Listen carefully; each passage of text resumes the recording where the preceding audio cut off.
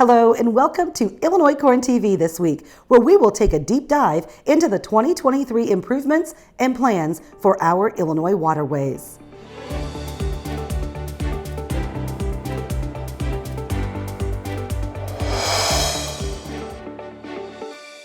What would we do without the transport of items on water?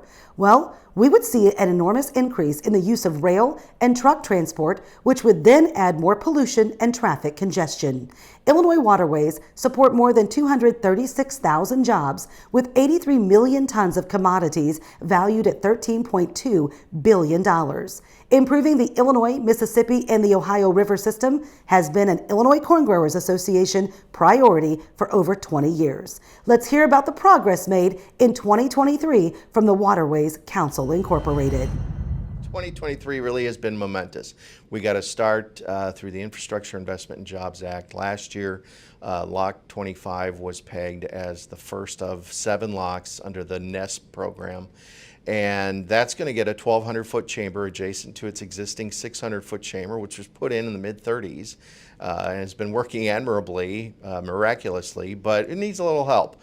So we're going to have two-way traffic now at Lock 25 on the Mississippi River. We're going to have a 1,200-foot chamber, which is it's key because that's the length of most of the tows that run on the upper Mississippi River, so they won't have to decouple and go through that arduous process of getting a tow through the current 600-foot chamber. It's going to be much more efficient when you don't have to pull those 15 barges apart and put them through in 2 different pieces.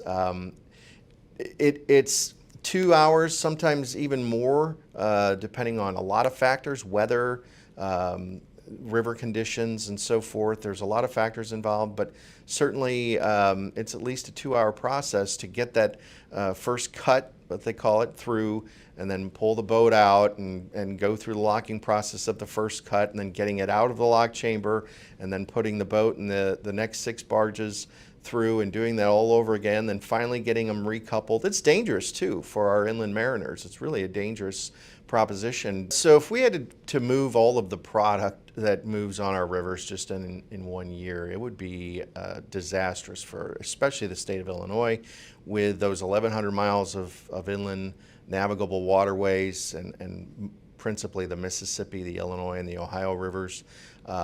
Putting that all on rail or on truck, first of all, isn't even an option. It simply could not happen. So the manufacturing would dry up, your export markets would dry up.